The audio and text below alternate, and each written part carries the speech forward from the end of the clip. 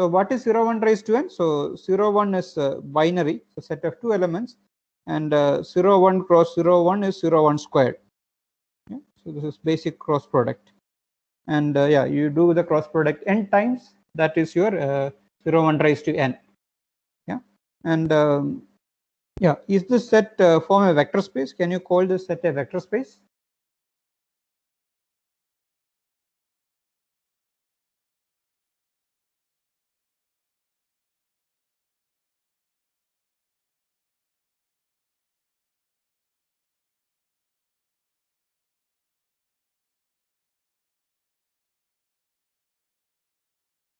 So additive inverse does not exist, so no.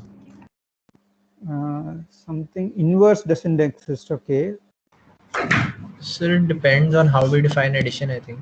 If you define addition as XOR, then you can say that 1 is the additive inverse of 1. Okay, so if you need to define a vector space, what all is required? So what all operations? So we also need a field. There is no field here. Yeah, the first thing is you need a field. Yeah, so you need, yeah, so you always have vector space over some field.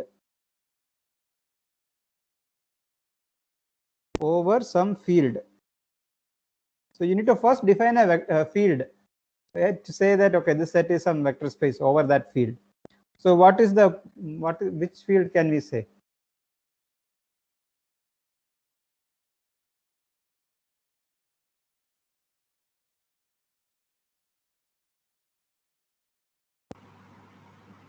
So choice of field is like our own, right? So we can choose any arbitrary field.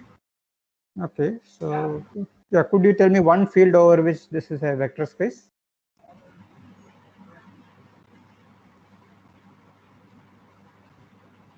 So I think if we take rationals and define addition as XOR, it might be a field. I'm not 100% sure though. Define addition as XOR. Okay, so let's try to verify. So any other ideas? Anybody else has a different opinion? You could take all real numbers. Okay, you want to take the field as all real numbers. Okay. Yeah. So yeah. And then what is scalar multiplication?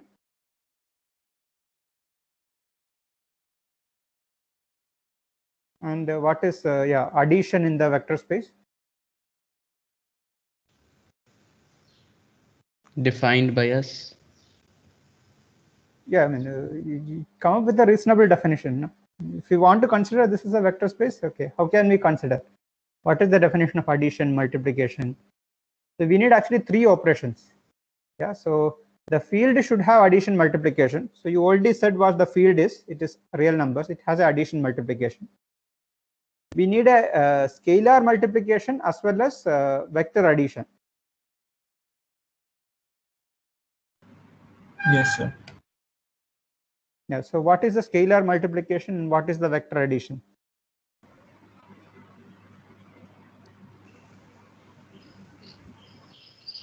So I think we will have a problem if we define scalar multiplication as multiplying the scalar by the components of the tuple 1 by 1. Because if, for example, if we multiply 1 by a fraction like 2 by 3, then you will not get 1 again, which is a problem for our closure. I didn't follow your. So what is the field you are talking about? It is real numbers. So rationals or real numbers, either Okay, way, we rationals or real can have numbers. 2 by 3 belongs to our Sir, field. you could define scalar multiplication as raising the elements to a certain power. Because 0 and 1 will still remain 0 and 1 no matter what power you raise them to. So I mean, I'm sorry. So you are given a I mean element of this set. Yeah. So f is an element of this set. Yeah. So f is a function from 0, 1 raised to n to real numbers. Yeah. And what is the function which is a scalar? So alpha is a real number. So what is alpha times f? What is this function?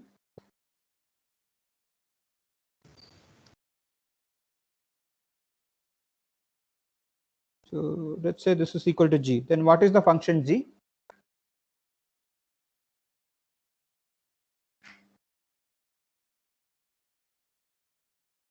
G is also a function from 0, 1 raised to n to r, no? Agree? Yes, sir. Yes, sir. So what is that function g? Alpha into 0 1 raised to n. Alpha into 0. So g of x is what?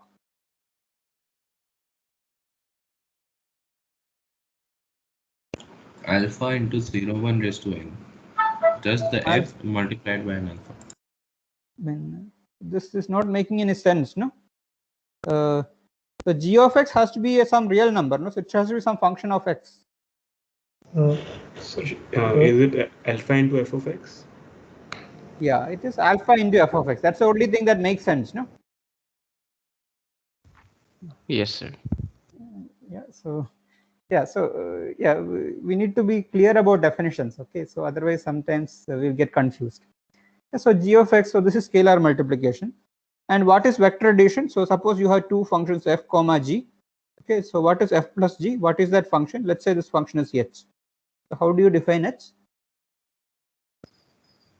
F of x plus g of x.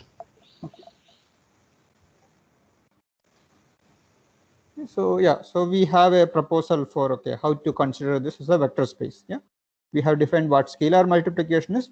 We also have defined vector addition. This is actually vector addition, and this is scalar multiplication.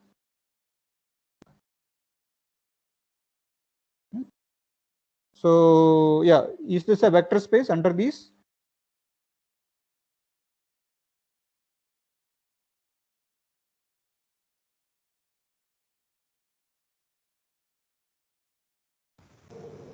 Not yet.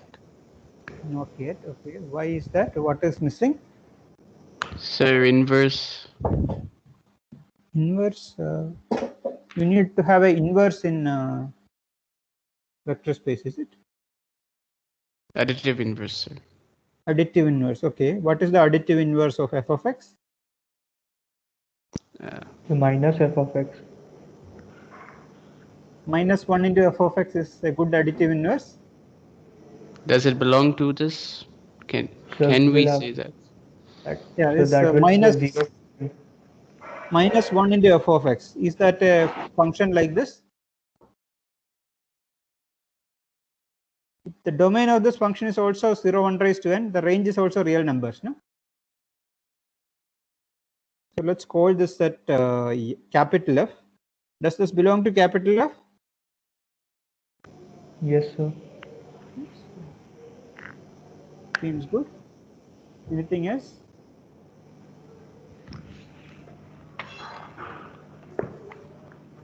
Sir, is this addition just normal addition?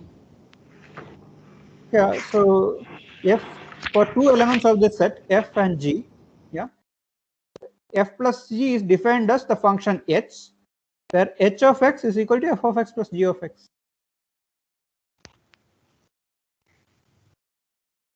Is that clear? Okay, sir. Yeah. So this is the definition of vector addition, and this is the definition of scalar multiplication. Yeah, so this is actually a definition in some sense. Yeah.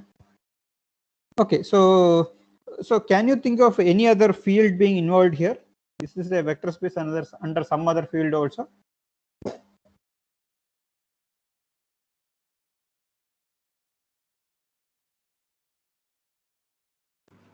So integers. Integers. Is integers a field? No. No. Why is it not a field? No Multiplicative inverse does not exist. Okay. Isas, can 0 1 be a field? Yes, sir. If we define the multiplication and addition in a way that will How does we have to exclude 0 when calculating that? So yes, sir. So yeah, can 0 1 be a field? Yeah. So if somebody Yes, thinks it is yes. No, yeah. sir. What about 2? It's not closed under addition. So you need to define the addition appropriately, no? So we had this question in the assignment as well. I do not remember the functions very nicely. I think it was AND and XOR, if I'm not wrong. So you did the discrete math course, no, before? Yes. So, sir, basically mod 2. Yes, that's right. Yeah. So if you do addition as a modulo 2, then it is closed under addition. Yeah. And if you do multiplication as AND, yeah, then is it a field? Yes, sir. Yeah, Yes, so it's sir. a field, and actually it's a very important field. Okay, so we are computer science people, and I mean binary is a very important. Everything is represented in binary in computer science. Okay, so you will see that this 0 1 raised to n. So 0 1 is a field. Yeah, it's a field, and so is 0 1 raised to n a vector space?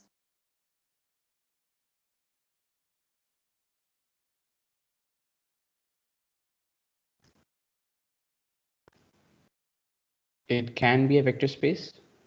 Okay, so yeah, how do you make it a vector space? Under the field 0, 1. Okay, under the field 0 1, yeah, where the field addition is mod 2, multiplication is and yeah, what is the dimension of this vector space?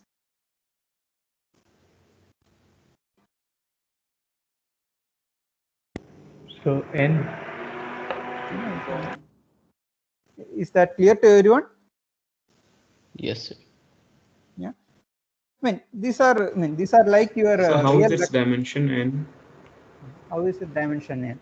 So what do you need to say dimension is something? How do you show the dimension of a vector space is something? The number of least vectors which are independent and required to represent the full vector space, right? Okay. Yeah, that is right. We need to find this basis vectors which are linearly independent and spans the whole vector space, right? Yeah. So yeah, if we want to really say the dimension is equal to n, you need to find those vectors. Can we find those vectors? So we can just take the standard basis. Yeah. So is that clear? Yes, sir. I thought you were defining the dimension of f. Yeah. So dimension, we are coming to dimension of f. Yeah. So yeah. So this dimension is n. That is clear. Yes, sir. Yeah. Okay. Great. Fine. So yeah. Now the natural question is, what is dimension of capital F? Yeah. And remember, the field is real numbers. Okay.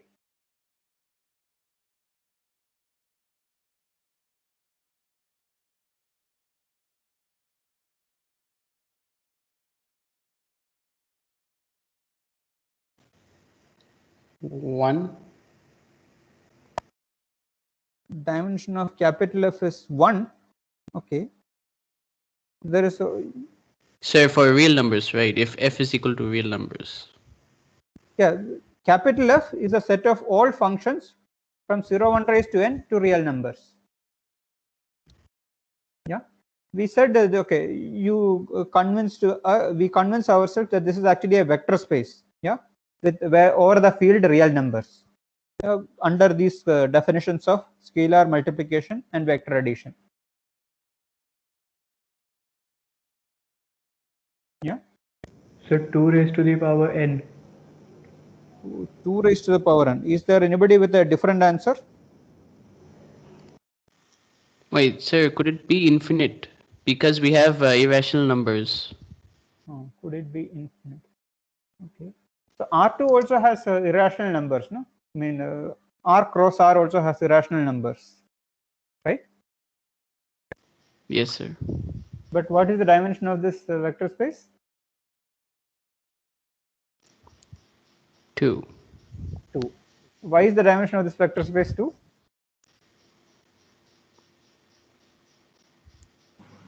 So to represent an irrational vector, we can just multiply it with an irrational from the field. Yeah. So let's come back to this question. Yeah, what is the dimension of this capital F? Capital F is, remember, the set of all functions from 0 1 raised to n to R. There was one answer which said that it is 2 raised to n. Is there any other answers? So can it be n square? Can it be n squared? Okay. So remember, whenever you say dimension is something, you need to tell me the basis vectors. Then only we can say dimension is equal to something.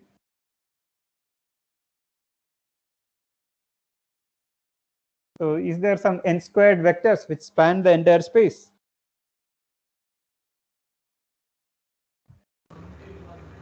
Sir, I'm still thinking about it actually. So 1% is 2 raised to n, no? So what is your reasoning? Yes. Sir, so with n bits, we can have 2 to the power n different numbers, right? So what we can have is we can have 2 to the power n functions such that like the ith function is 1 if the value the function is f of x, right? So the fi of x will be 1 if x is I in binary, or else it will be 0. So then we can have all the functions that are possible. Okay, yeah. So let me just explain that your answer is correct. Okay, so let me just explain that slowly. Yeah. So whenever you have a question like this, yeah, to simplify the question, yeah, let's take the simple case where n is equal to 1. Yeah, so n is equal to 1. Yeah. So you are looking at the set of functions f, yeah, from 0, 1 to real numbers. Yeah. And could you tell me, so according to, yeah, I mean, the current answer, there are only 2 basis functions. There are only 2 basis vectors. So what are the basis vectors? 0 and 1. 0 and 1. Okay. What is 0 and 1? So, I mean, a vector is a function, okay? Vector need not always be tuples of real numbers. Here it's a vector is a function. So sir, f of 0 is equal to 1 and f of 1 equal to 0 is one vector, and f of 0 equals to 0 and f of 1 equals to 1 is another. Okay. So let's call the next function g. Yeah. So so you have 2 functions, yeah, defined like this. Why is this the basis vector? Because with these 2 vectors we can create all the vectors in this space. Is that clear to everyone? So if you take any arbitrary function h, yeah, so suppose h of 0 equal to a and h of 1 equal to b, then h is basically a times f plus b times g. You agree?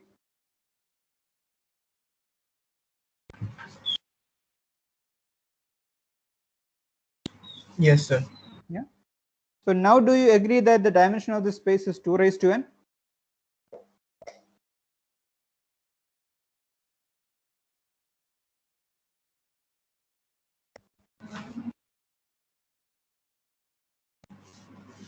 Yes, sir.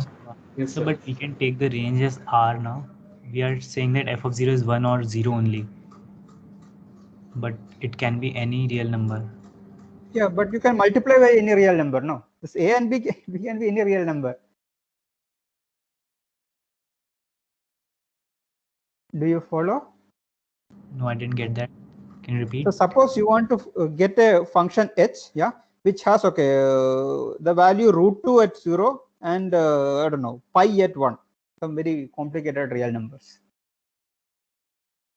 Okay, so but you can obtain that from f and g. You just need to multiply f with √2 and multiply g with pi. Okay, got it. Yeah.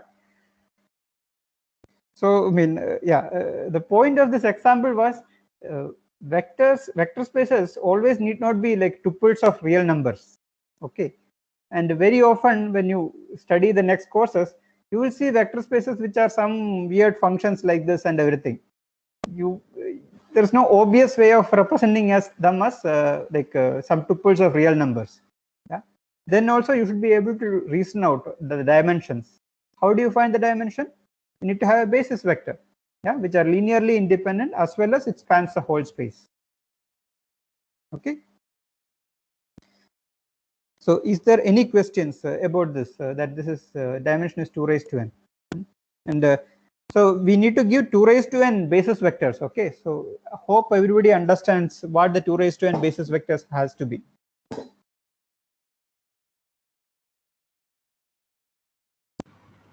So can you just scroll back 2 pages, sir, please? Sure, sure.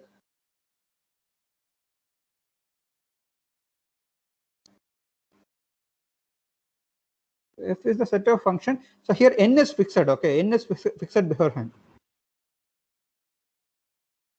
N is not cherry. N is a fixed number like 10 or something like that.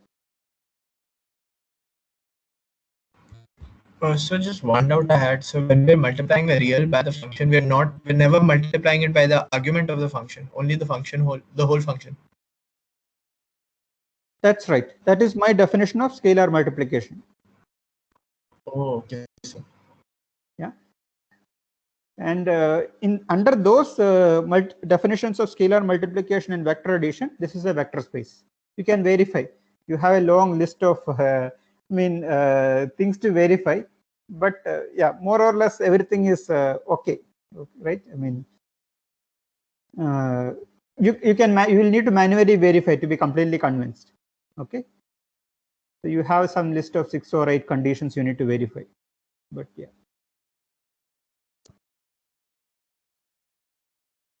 Okay, so that is good. So then we talked about, so then you would have learned about linear transformations, right?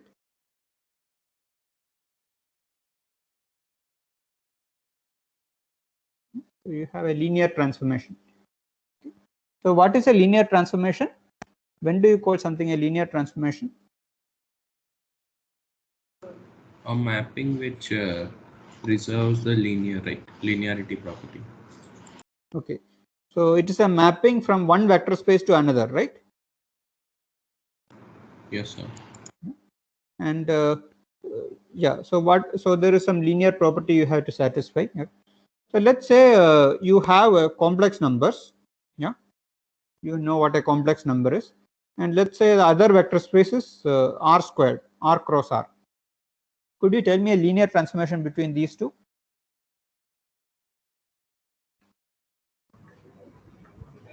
So you take the complex numbers and resolve them into their coordinates. Okay, so is that a linear transformation? Yes, sir. Because if you add the two, if you multiply them with a constant and then you can add them, you will, both of those conditions will be satisfied. Okay, so you're saying this linear transformation, right? A of x is basically this one. Yeah. What if basically I define this other function? B of x is basically, let's say, the angle of x in the Argand plane. Angle and magnitude. This is the polar coordinate. Is this a linear transformation? Yes, sir. This is also a linear transformation. It is Yes, not, sir. sir, I don't because think it is not defined for because the origin. Origin, what is the problem? So angle There will is not no be defined. angle. Okay, but is there any other issue? Sir, if you multiply the b by some constant, then angle won't be multiplied, right? Yeah, right. No, so suppose you add. So suppose, what is b of x plus y? Is it b of x plus b of y? No, sir, the angle doesn't get Not added, all and the cases. magnitude also may not get added. Yeah. Okay. But at least this doesn't seem to have that problem. This there are some problems like this. Yeah. This seems to be okay with doing all this. Yeah. But we also require that a of alpha times x to be equal to alpha times a of x, no? For a linear transformation. Yes, sir. Yeah. And what if alpha is a complex number?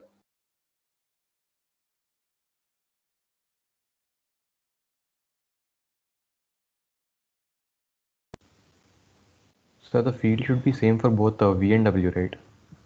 Yeah. Okay. So the field should be both same for both V and W. Okay. Yeah. So what will you do? So what is your objection to this? So like if the field is complex number, then W may not be a vector space, right? Yeah, that's right. Yeah. So yeah, if you take the field, so is a complex numbers a vector space over real? Yeah. Sorry to interrupt, sir. So, but real numbers are also the part of complex numbers, right? Like they are the subsets of complex numbers. Yeah. So are you saying that this is fine? This condition is satisfied? No, like, but the field, if it contains complex numbers, then we can define real numbers also in that. Yes. I So yeah. So is complex numbers a vector space over real numbers?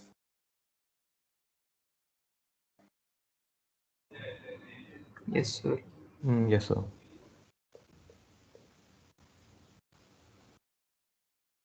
What does the previous speaker think? Sorry, I couldn't get your name. But real names numbers comes and go very fast. Yes, sir. Like what I'm telling is real numbers are not a field over, not a vector space over complex numbers. Like the field cannot be a complex numbers in case of if the vector space is real numbers. Okay, so complex numbers can be a vector space over real numbers. Yeah. Yes. And what is the dimension of that vector space? 2, sir. 2. Okay, good. So yeah, just to refresh our memory and just we are clear with definitions. I was doing this. Okay. So what else? So in the next few lectures, we'll be looking at what is called linear operators. Okay. So before we come to linear operators, a few more things. So what is the relation between linear transformation and matrices? Linear transformations can be represented as a matrix. So there's a unique matrix for every linear transformation? Yes, sir. Okay. With respect to given basis. Yeah, with respect to a given basis, there is a, so there's only need to be one basis, or There should be two, I think, like one for the V and one for the W. That's right. Yeah. So if you specify a basis for V and W, then T can be represented as a matrix. Okay. So T has a matrix M with respect to a pair of bases. So there is a basis correspond for so there's a basis B1 to Bn for V, and some B1 to Bm for this vector space W. Yeah, and with respect to this basis, you can define a matrix. Okay, good. What happens if you change the basis?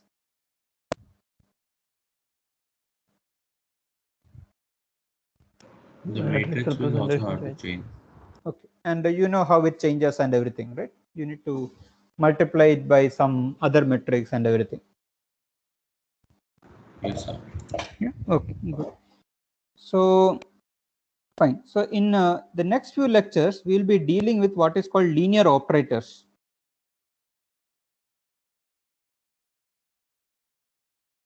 Yeah. So linear operator is a linear transformation where the domain and the range is the same vector space. Yeah, so the domain and the range is the same vector space. So yeah, that's it's. Okay. So suppose you specify. So when you have linear operators, you only need to specify one basis. Yeah, because the domain and the range is the same vector space, so you just need to specify one basis. Yeah, and then it will have a matrix. So you have a matrix. Yeah. Now, so what is the rank of a matrix?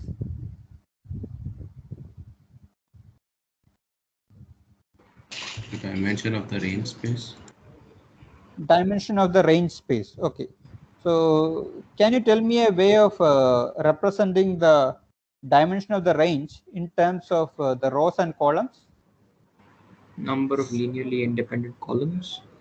Okay. Number of linearly independent columns, which is the dimension of span of let's say the columns are C1 to Cn. It's a dimension of span of C1 to Cn. That's what you said, right? Yeah. Yeah.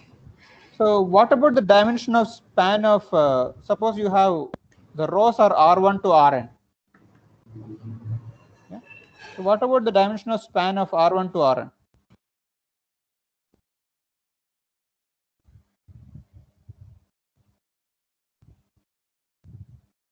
Are these numbers related? So they'll be the same, I think. Yes. Yes, sir. They should be same. Okay. Why is that? Since we're going from V to V. Okay. So since we are going from V to V, why should that be? And it seems to be a strange thing. No, your columns, if you take linear combination, you will get some vectors. You are saying rows also you take linear combinations, you will get still get the same vectors. Is that what you are saying? Sir, I think, sir, one way of looking at it is if we are taking our vectors, our basis vectors as columns in the matrix, and then applying it to some other vector by doing m times a, so to get some b, we could also have them as rows instead, and then do a times m to get that same b, because all the multiplications and additions will be the same. So you can look at it that way.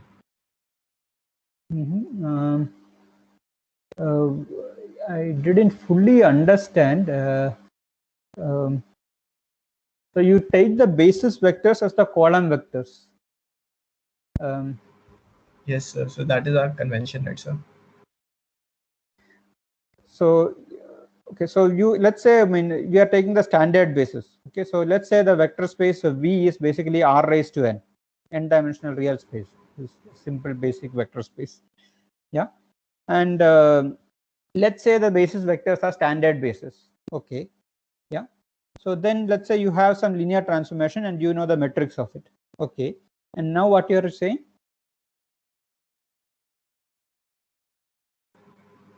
Sir, if we usually represent the basis vectors as columns in the matrix, right, sir? So basis vectors as columns in the matrix. I'm not, so currently my basis is B1 to Bn is a standard basis. Okay, and you have some metrics of the linear transformation. Yes, sir. Okay, so what next? And we want to show these two are equal or something. Yeah, that is what was being suggested. So like the first column would be T of B1's column vector, then second column would be T of B2's column vector, like that. That is right. Yeah, the first column will be the T of the first basis vector. You are right. Yeah, I agree with that. So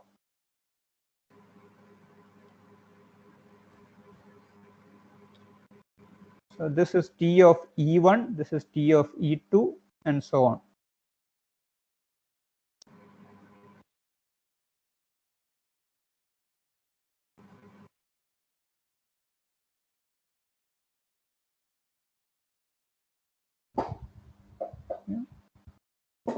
Yeah, I mean, this is true. If you take if you look at the span column wise, and if you look at the span row wise, the dimensions turn out to be the same. The vectors may not exactly turn out to be the same.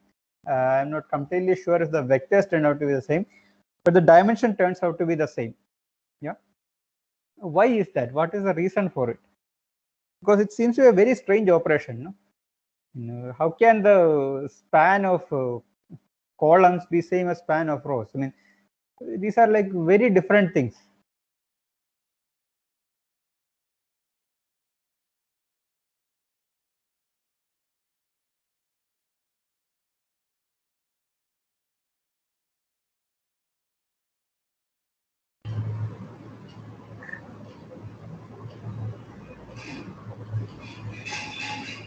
Any suggestions?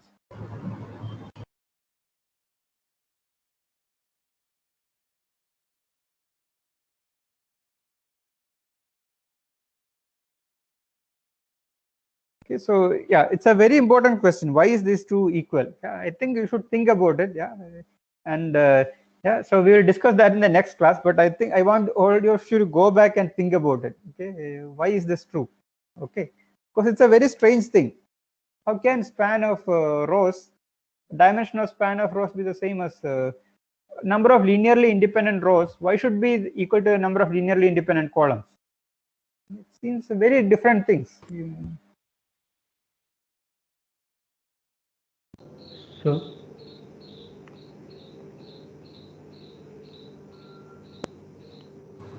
excuse me, sir. Yeah. Sir, is the dimension is only the dimension same, or is the vector space same as well that we will get out of it? From I'm not sure about that. I know that this theorem is true, and we want to prove that. Dimension is okay, same.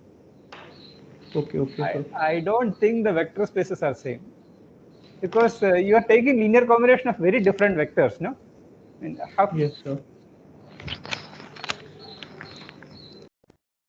it's a different matter if it's a symmetric matrix, but this is not a symmetric matrix really.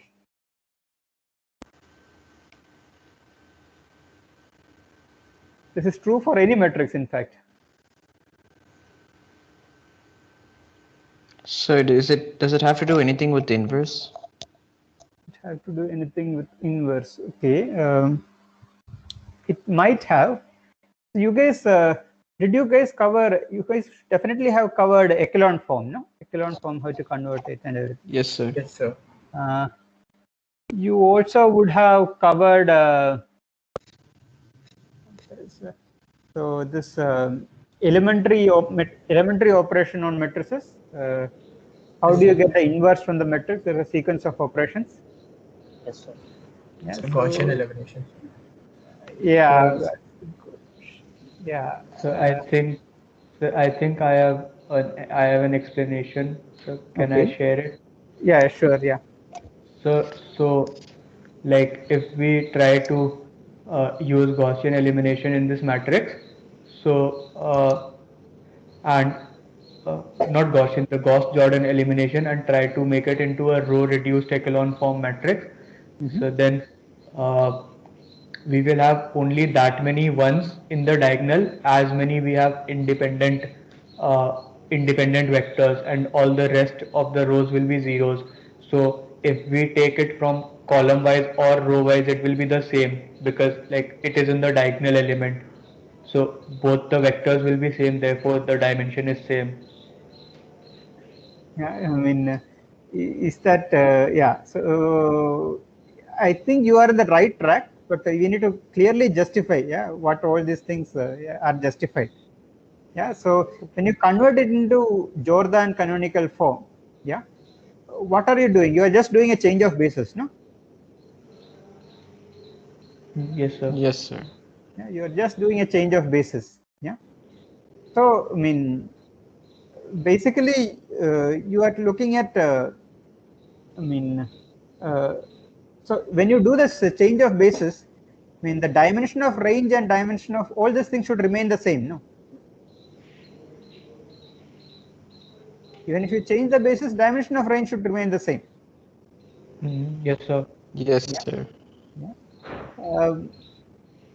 But at Jordan canonical form, everything looks very symmetric, right? Yes, sir. Yeah. So for symmetric matrices, the theorem is trivially true. Yes, sir. No, that's what I'm saying. So, sir, like we already know it's true for diagonal matrices, and then we can turn any matrix into diagonal matrix, or like the sum of the diagonal elements will be zero. So then it is, I think it is proved. Yeah. So yeah. So I mean, I don't have a ready proof right now, but it's a yeah. I mean, I think that's the right approach. Okay. So, Yes. so in a regular linear transform, this matrix is an M cross N matrix, right? Where M is the dimension of the domain space and N is the dimension of the range space. Yes. So we know that each vector in the basis is linearly independent. So M is the number of linearly independent rows and N is the number of linearly independent columns. I mean, just because you have a, I mean, rows and columns doesn't mean they are completely linearly independent, but sir, the rows are the basis vectors of C, right? Of the range space in the linear transform. For example, it's from V to W. Then but the the range column space is the might not be coordinates. the full space, so they can be linearly dependent. Oh, okay, yeah, right. Yeah, so there is a rank nullity theorem and all you would have studied, no? Yes. Sir, Yeah, please. sir, if we know that such a matrix is invertible, then can't we just say that all the rows and all the columns must be linearly independent of each other? Yeah, but the thing is, the theorem is true for any. It doesn't need to be full rank.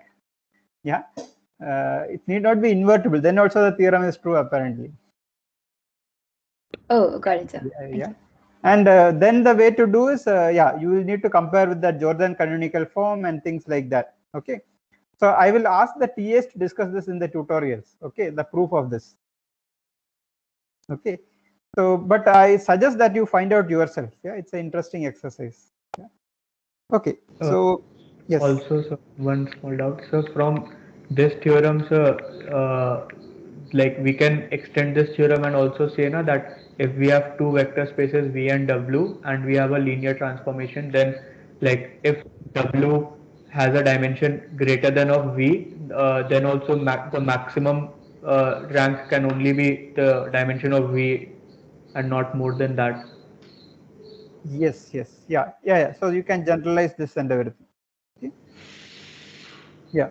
So, but this is an interesting problem. Like, if you try to solve it, you learn something. Okay.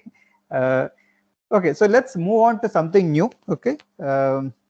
So these are all things that you have already learned. So let's look at some.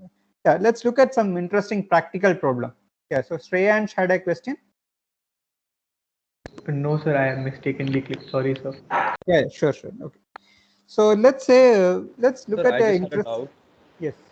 Sir, if this linear transformation was from a vector space V to a vector space W, would we still have been able to say that rank of M is equal to the span of R1, R2, and whatever Rm? Not really, no.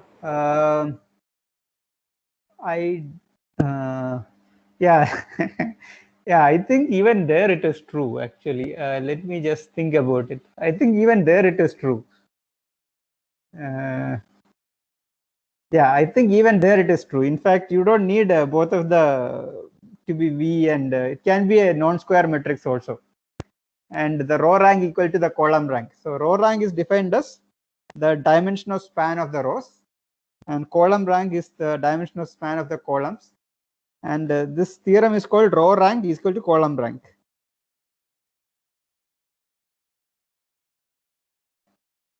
So it doesn't matter how you compute the rank. You can compute it with rows or compute it with columns. Even you take a non-square matrix, this happens somehow strangely. Okay, yeah. So there will be more discussions in the tutorials. Okay, so let's look at some another interesting problem. It's a very practical problem, not like this abstract problem. Okay, so let's say you are in a new city, yeah, and you have this junctions, and yeah, so let's number these 1, 2, 3, 4, 5, 6. Okay. Yeah, and yeah, you are kind of exploring the new city. So what you are doing is maybe you are starting at 1. Okay, so you are and you are going to a random direction. Yeah, so keep going to a random direction. So this is typically called a random walk.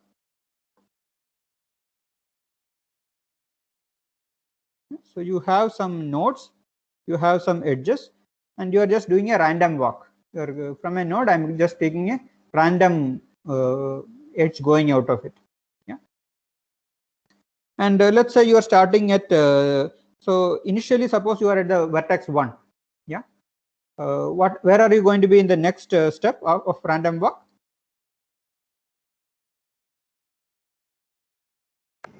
5. At 5. And the next step? where are you going to be? So 6 or 4. 6 or 4. And what is the probability of being at 6? Half. Half. Point. Good. Okay. So let's say P0 is the initial distribution. Yeah. In our case, the initial distribution was 1. So there are 6 probabilities to be given. So, yeah, so the probability is a vector, right? Yeah. The probability is a vector, and this is the initial probability distribution. After one step of the random walk, what becomes the probability distribution? 0, 1, 0, 0, 0, 0. Okay. And what is P2? So wait, from 5, can't we go back to 1? Yeah, you can go back to 1 also. Yeah. Okay, so then it. Oh, sorry. So in P1, it won't. The fifth element will be 1, right? Not the second. You are right. Yeah. The fifth element would be 1. You are right. Yeah. And what about P2? So 1/3, and then 0, 0, and then 1/3, 1/3. So I was at 5. So I can be at 1, 6, or 4, right? Okay, so 1/3, 0, 1/3. You agree? Everybody agrees? Yes, sir. Yeah. So now could you compute P3 for me?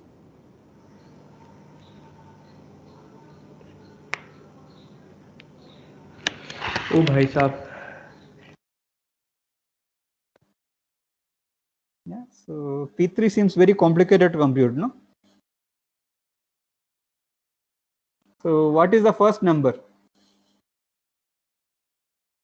So the entire 1/3 probability of 1 will go to 5. Mm-hmm. But then So, we'll have the probabilities from 6 and 4 added as well. Okay. So 1/4 into 1/3 plus 1/3 plus 1/2 into 1/3 will be the probability of 5. Okay, so you have that very complex calculation. No? So if you look at the probability of 5, you can go to 5 from, there will be 1/3 plus you are at 6 with probability 1/3, and 6 I can go back to 5 with probability 1/4, no? And you are at 4 with probability 1/3, and from 4 I can come back to 5 with probability 1/2. This is what you are saying? Yes, sir. Okay, good. Okay. Fine, and you have to compute all the 6 numbers here.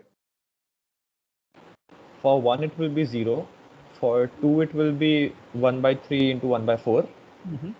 And same for 3. Yeah, so anybody has a better method of doing this?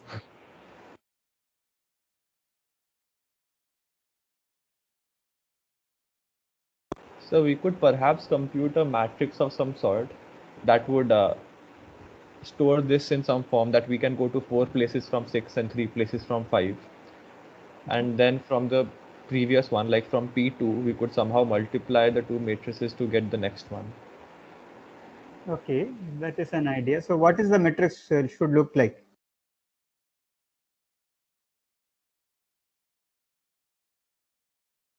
So it should be a 6 cross 6 matrix. And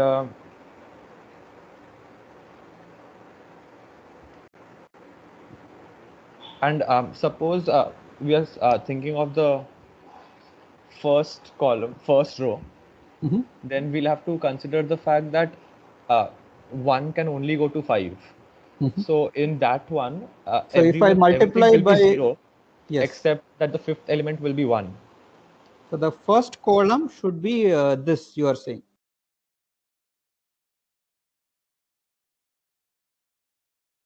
Yeah. So if I multiply this matrix by P0, I will get P1. Right? Yes, sir. Yeah. Now, what are the other columns? So that is at least taken care of. From 2, we can only go to 6. So it will be 5 zeros and then a 1. Yeah. So okay. 3 also similar, no? Yes, sir. Okay. Now From 4 we can go to 5 and 6. So those will be half and the rest will be zeros.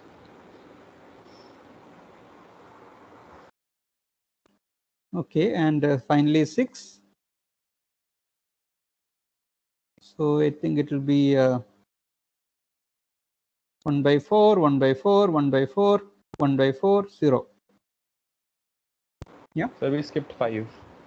Oh, we skipped 5. Which have we skipped 5? We skipped 5. So it is 1 by 3 here, no? And 2 it cannot go to, 3 it cannot go to, 4 it can be 1 by 3, 5 it cannot go to, 6 it is 1 by 3. So everybody understand how I obtained this matrix?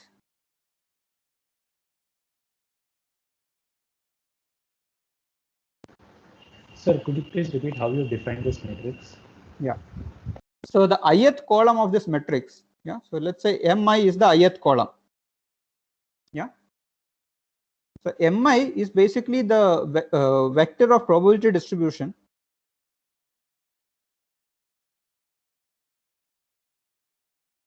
obtained by starting at ith state, ith node. Yeah.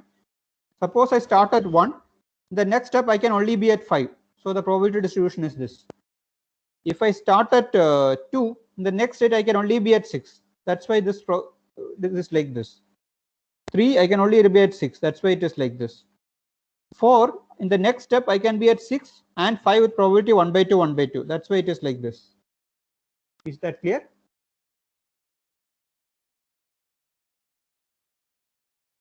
So what is P? How did you write P2 in the left page? This 1 by one? 3. No, the left page, P2. 1 by 3 to 0. Yeah. Yeah, how did you write that? So here we assume that we are starting at 1. Yeah. If you do one step of the random walk, you will be at 5. So I'm at 5 with probability 1. Okay. Okay. And if you do one more step of the random walk, this is the second step of the random walk, then my probability distribution is like, okay, I can be at 1 with probability 1 by 3, at 6 with probability 1 by 3, at 4 with probability 1 by 3. Yeah. Okay. Yeah. And what we are interested is what happens to the random walk as you take lot of steps.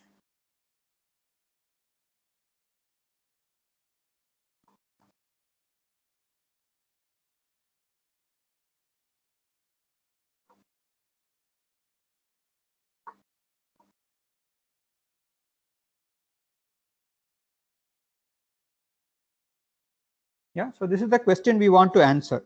Yeah, and the interesting thing is we define this matrix, and apparently this pt plus 1 is basically m times pt. Do you see that?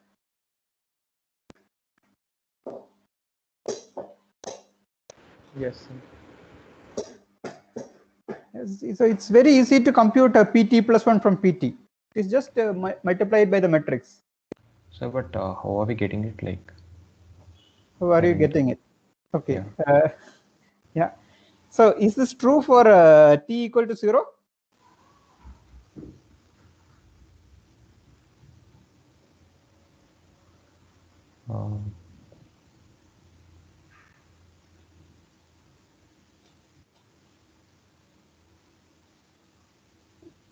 So you know the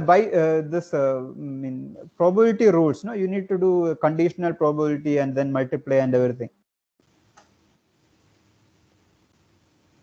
What is it, sir? Like, I didn't get you.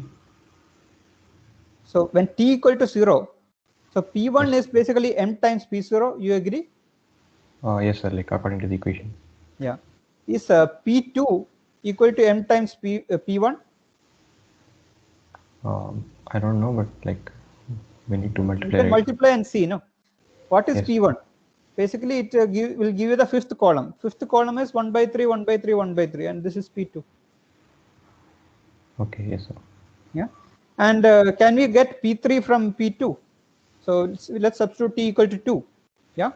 So here we only worked out one number, which is the fifth number here. Yeah. So Yes, if you want to look at the fifth number here, yeah, basically you need to take the dot product of this column with the fifth row here. yes, sir. Yeah. And yeah, so 1 by 3 gets multiplied by 1. That's a 1 by 3 here. This 1 by 3 gets multiplied by 1 by 2. That is this number here. This 1 by 3 gets multiplied by 1 by 4. That is this number here. Yes, sir. Yeah. So somehow this seems to be true. Yeah. So I would like you to think about it. Why is this true? Yeah. You need to know basic probability. I think it's the same probability that you learned in 10, 11 stuff. Only that much is needed to understand this. Okay. You need to think about it. Yeah. And then it's actually you can compute PT plus 1 from P0 very directly. How do you do that? You just do P0. It's a binary exponentiation of it. Binary exponentiation. No, it's something very simple. So this is equal to m times p raised to t minus m squared times p raised to t minus 1. You can keep on doing this. So this is right. Yeah. And the question we are interested, this question we are interested is, does p raised to t converge as t tends to infinity? Okay. Yeah. So here there seems to be some linear algebra happening. We represented probability distribution as vectors, and there's some matrix multiplication happening. You need to verify why this is true. Yeah. And the question we are interested in asking is, does the sequence p raised to t converge as t tends to infinity? Yeah. And what does it converge to if it converges? So we Sir, it can depends on the take- path, right? As in, if we just have two nodes and one path between them, then it will never converge. But in our current path, it looks like the probability of being at node 1 will keep decreasing. And being at a node like So what node does it 6, converge to? Yeah, if it does converges, what does it converge to? That's the question. Okay. So we are out of time. I can keep taking some questions, but the class is over. Yeah. I will come back to this again in the next lecture. Yeah. If you have questions, I can take again. Yeah.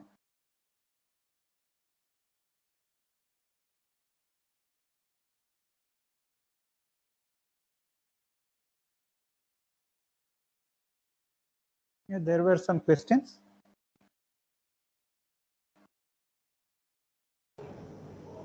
So is there a faster way to multiply matrices, like because we represented it like this? So is there a faster way of multiplying matrices, like not having to do it every time? Yeah, there is a faster way to power a matrix. Yes, of course. Can you tell me? So let's say I want to compute m raised to 4. How many operations are needed? 2. 2 operations. Okay. Like m into m square and m square. So first I will compute m squared, yeah, with one matrix multiplication. Yeah. Then I will multiply m squared into m squared, 2 matrix multiplication. Yeah. So if you can compute m raised to n with log n matrix multiplication. Is that what you wanted to know? Yes, sir. Thank you, sir. Excuse me, sir. Yeah. Sir, in the first question or the example, so in one 1 comma 0 into 1 comma 0. So what does it gives us? I mean, So yes, sir. which question are you talking about? Is this the random walk question? Yes. No, sir. Okay. The one which you were showing the page on. Which one? Sorry, could you Yes, tell sir. me which page? This page only, sir. Okay. Sir, what is 0 comma 1 square? I mean, what does it gives us? I mean, So how can we extract it? 0 comma 1 is a set. Yes, sir. What is 0 comma 1 cross 0 Okay, sir. comma Okay, 1? sorry. Cross product? Okay. Got it, sir. Yeah.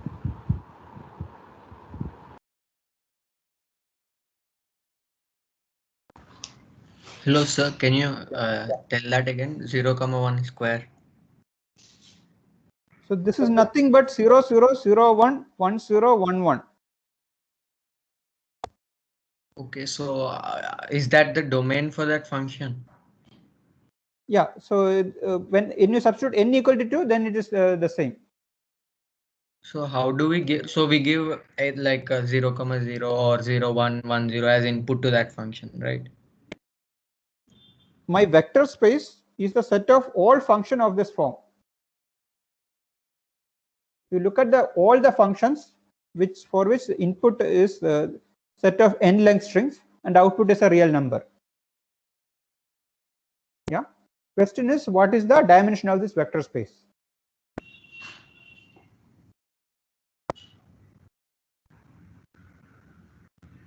Yeah. Yes, sir. Yeah. And how do you find the dimension? So first you need to verify that it's a vector space. That we define the scalar multiplication and vector addition, and that this is a vector space. Yeah.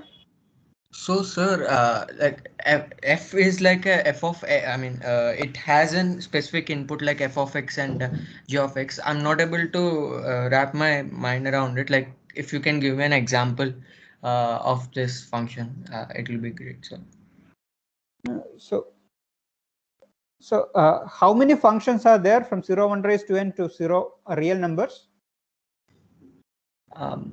There could be infinite because I can take any function, right? Yeah. So that infinite set is your vector space. Okay. And n is fixed here, right? N is fixed here. N is fixed here. Let's substitute n equal to 10 if it's confusing to you. Yeah. Yes, sir. Yeah. So let's look at n equal to 1. Then it's basically any such function is defined by two numbers. If you tell me f of 0 and f of 1, yeah, this is what? This is actually a two-dimensional real vector. Yeah. If you tell me these two numbers, then the function is fixed. Yeah. So f of 0 and f of 1 can be any real numbers, right? Yeah. That's what this means. No, it's a set of all functions of this form. Yes, sir. Yeah. So what is the dimension of this vector space? Obviously, it is 2. Right? Sir, I'm not able to get how you directly said that. So f of 0 and f of 1 are the only possibilities for a function that I'm able to digest. But after that, so any such, so suppose you have an arbitrary function. Yeah. Yes. The function is defined by h of 0 and h of 1. Mm-hmm. Yeah. So this is basically h of 0 times 1 0 plus h of 1 times 0 1. You agree? Yes, sir. Yeah. So these two vectors form a basis of this vector space.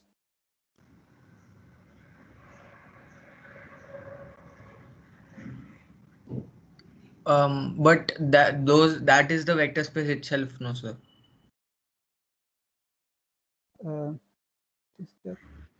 No, I'm taking any arbitrary element of a vector space, yeah, and writing it as a linear combination of the basis vectors. Right?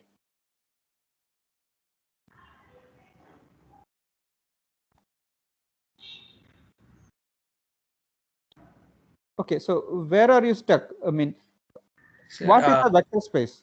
Vector space is a set. Do you agree? Yes, sir. Which satisfies some conditions. Yes, sir. Yeah. So my set is this. It's a set of all the functions of this form. Okay. Yeah. And the field I am considering is real numbers. And okay. thinking of this as a vector space over real numbers. Yeah. Okay, sir. Yeah. Then I need to define what the scalar multiplication is. Yeah. So Yes. what do I mean by multiplying a function by a real number alpha? Yeah. So Yeah. so let's say g is the function which is obtained by multiplying alpha with the function f. Yeah. I will define g as basically alpha times f of x. This also belongs to f, no? This also belongs to this set f. You agree? Yes, sir, because it is taking 0,1 whole power n as input and giving r as output. Perfect. Perfect. Yeah. Yes, sir. And so remember, right now my vectors is not some tuple of real numbers. It is this set f. Yes, okay. sir. Yeah. So I need to define addition of vectors. So if I the addition of f plus g is another vector h. Yeah. Yes, sir. So what is the vector h? How do I? So the vector h has to be also be a function like this. And h of x I'm defining as f of x plus g of x.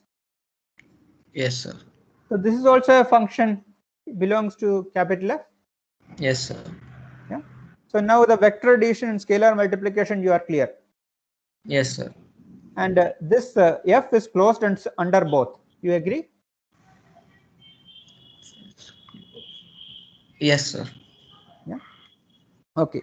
Now, now the question is, now we kind of agree that this capital F is a vector space over real numbers, right? Because everything seems to be closed.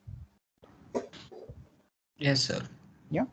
Now the question is, what is the dimension of this vector space?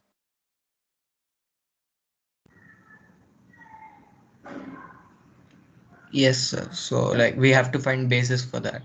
Yes. Yeah. So for simplifying the question, let's start with n equal to 1. Okay. Yeah. N equal to 1. So can you tell me a basis for this vector space when n equal to 1?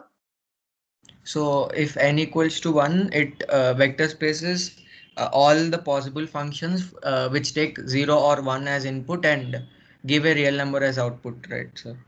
That's right. Yeah. You're So, seeing my screen, right? yes, sir. Yeah. So what is the basis for that? Basis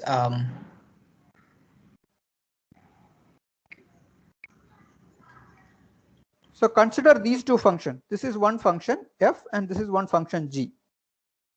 Okay. Yeah. Are they linearly independent? Yes. Yes, sir. Yeah. And suppose you have any other function h. Okay. Yeah. So to define h, I need to say what the value of h is at 0 and what the value of h is at 1. Yes. Yeah. So let's say, okay, somebody gave an example. So some stupid numbers I gave, √2 and pi. Okay. Yes, sir. Yeah. Now, can I write h as a linear combination of f and g? Yes, √2 f plus pi g. Now, can you generalize this to when n is equal to 10 also? Yes, sir. Here, so f and g are specific functions Yes. which belong to that. So Yes. f of 0, like, okay, so there might be another, let's say a of 0, which is 5 or 19 or something like that. So Yes, yes. f Sure. and g are those specific functions which are in this field. Yes. Those form this linearly sorry, this basis. Yes. Yes. So Now that's I why yeah. And you can generalize this to 2 raised to n, no? For these Yes. are like your standard normal basis only. Just it's slightly yeah. Yeah, so there, if n equals to 2, we'll write f of 0, 0, f of 1, 1, f of Yes. 0, 1, so Yes. on. Yes. So finally, f and g are these No, specific so there will be functions. 4. When n equal to 2, there will be 4. So can you show an example with n equals to 2 ones, please? Yeah, so n equal to 2, there you need to specify. So let's write a table 0 0 0 1 1 0 1 1. Yeah. So I need to define 4 functions. So f let's say b0 is basically 1 0 0 0. b1 has to be 0 1 0 0. This is actually the standard normal basis only. So remember, b0 is a function. Okay, b0 is a function from 0 1 raised to 2 to r. Yeah, and this is the truth table of it. Is that clear? Yes, sir. Yeah. So this is your standard normal basis only. Just yeah, you need to. Okay, b3 is basically 0 0 0 1. Is that clear?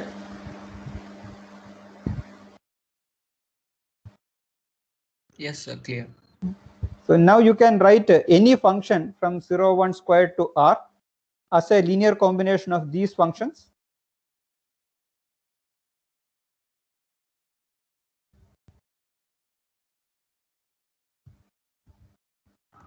Yes, sir. Yeah. So similarly for yeah, n equal to 10 also. Okay. Yes, sir. Got it, sir. Yeah. Okay, we'll meet on Thursday. Bye for now.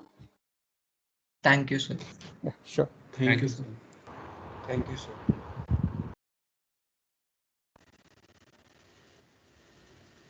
Thank you, sir. Have a good day. Yeah, thank you. Bye.